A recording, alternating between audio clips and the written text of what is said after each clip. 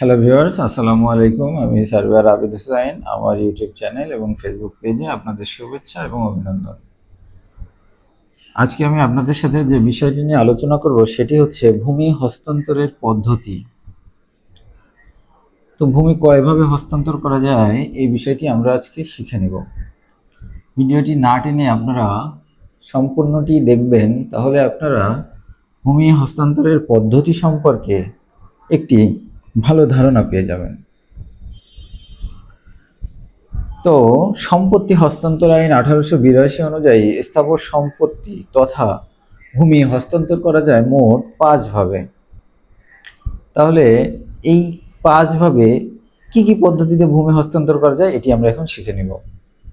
সর্বপ্রথম রয়েছে বিক্রয় বা সেল, বিক্রয়ের মাধ্যমে।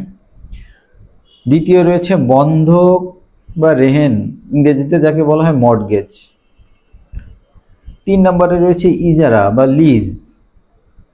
4 নম্বরে রয়েছে এক্সচেঞ্জ বা বিনিময় এবং 5 নম্বরে রয়েছে গিফট বা দান। এছাড়াও অন্যান্য মাধ্যমে ভূমির মালিকানা হস্তান্তরিত হতে পারে, যেমন ওয়ারিশ সূত্রে, ওসিয়ত বা উইলের মাধ্যমে,